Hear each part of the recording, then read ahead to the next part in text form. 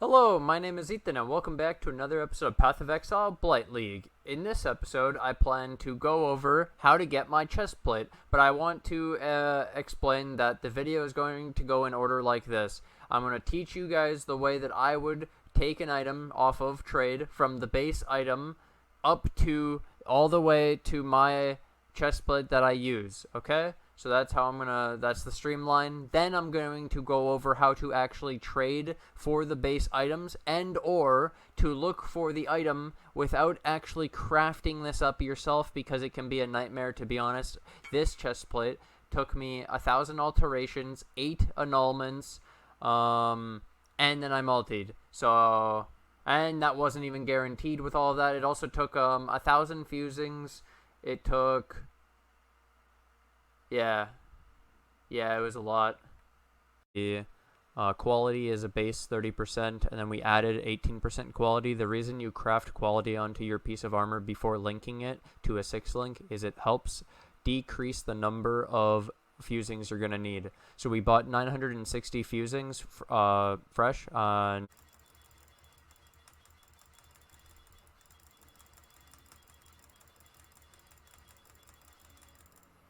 Oh my god! How many was that? Let's find out. So I started at 960 fusings, and we just linked it in... The expected amount would be like 750 or something, by the way. 760. 154. Okay, so first you 6-link your chestplate. Then you scour it down. This is now your next step. This is where in the crafting you would after turning your item into a magic off of being a normal from scouring, you would alteration to roll for increased strength. So you're looking for 9 to 12% increased strength. You can also type in the search highlight items. You can type the quote increased strength. And then it will make your item actually like light up when it has increased strength. So for example, if you look here, we have these two that have increased strength, and they both show highlighted.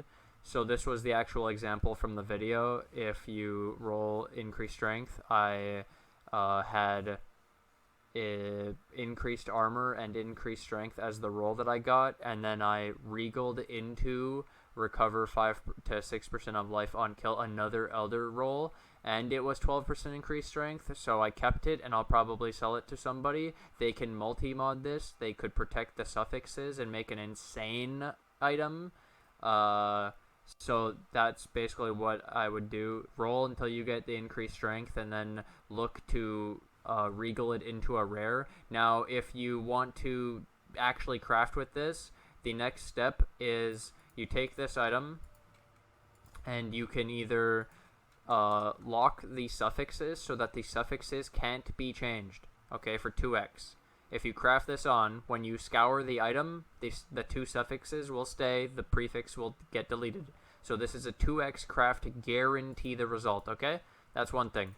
The other one is there are orbs of annulment that remove one of the mods. So you can orb of annulment and hope to hit the armor or the other suffix and keep only the strength, so that you could do something like this, where you have just the increased strength and then you craft on all these multiple crafted modifiers.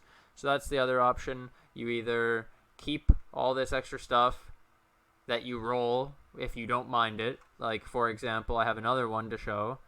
This one had life, increased strength, so you multi-mod it, because it's just good rolls on top of increased strength. It's very unlikely, but if it happens, you keep that, just like this one, and this. So that's the recommendation for how to craft up my chestplate. Now to look at bases in in trade.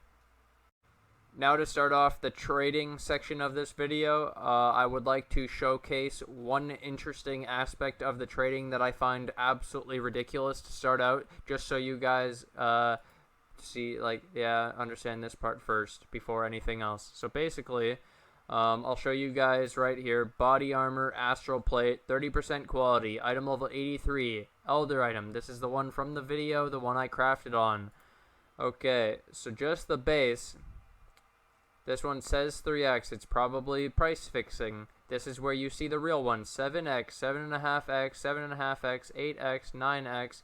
Okay, so if you want a 30% quality astral plate ready for crafting for this build, it's going to be very expensive. Now let's showcase not astral plate. Search. 124 results. 8, 10, 10, 30, 30, 65, 80, 100, 120. So under an X easily. Then you craft on the quality like this and you 6-link it. You can get whatever base you want. The only thing is, when you don't have an astral plate, you lose 12% to all res. So if you lose 12% to all res, well, you could probably get this as a craft on your new piece, or that's not ideal. You would rather, if you get a jewel, you could get a jewel with some extra all res, and that covers the entire 7x cost or 8x cost of an astral plate over a normal chest plate. Yay, look at this armor. You could go for a high armor base. You could go for an evasion base. Do whatever you want. You could do an ES base if you want to. I'm just showing you that there's cheaper versions than astral plate. It's not only astral plate. Okay, you can look for a 5-link with increased strength. There's 22 of them. 60C, 130C, 1X, budget version. 6-link of this with increased strength. 5X, 7X, 8X. So if you want an already completed item that already has the increased strength, you can. You could even take these and potentially protect their suffixes. And then, yeah, so right here, you could take this item and make it only have these two, but that's really bad. You can also buy an item level 83 Elder item with no quality, and it costs you only, and these are astral plates, it's only 40, 50C. And then you can craft these up yourself without the 30% quality. That's the only thing. The fusing 6-link will be more expensive, but to save about 7x, this is the other option. Instead of going for the 30% quality base, you can go for just a 40 to 50C item with no quality, and it'll be fine. Then you can craft it up yourself. You can do a 6-link with increased strength.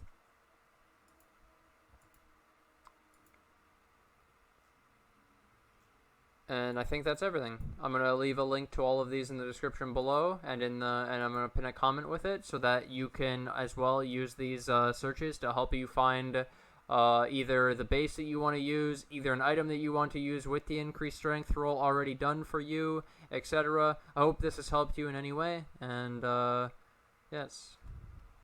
Alright, and now I thought a cool part for the video could be explaining what one of the best options for the chestplate, literally, like, if you hit this, you're a god, basically. If you hit tier 1 physical damage taken as fire, and increased maximum life 12% with 12% increased strength, then you have an insane chestplate. If you also hit 50 strength, it's potentially good, because if you can get a bunch of mods already good on the chestplate to where you don't need to multi-mod, and it's only missing one mod and you can craft it as the final thing, it's obviously better because it's a whole extra mod. You can also technically annul the multi-mod and then slam on another mod and hope you hit higher. But again, to do the other rolls, you're going to need an item level 84 and 85. For those, you can't hit it on this one. The ones we can actually hit are recovering percentage of life on kill and so recover percentage of life on kill, and then you could also get what is the other one? The regen. Percentage of regen is only level 75, and those are not bad. If you get them, I would probably keep them as a god tier roll. So that's my opinion of the chestplate, of if you want to go for an even better version of what I already have.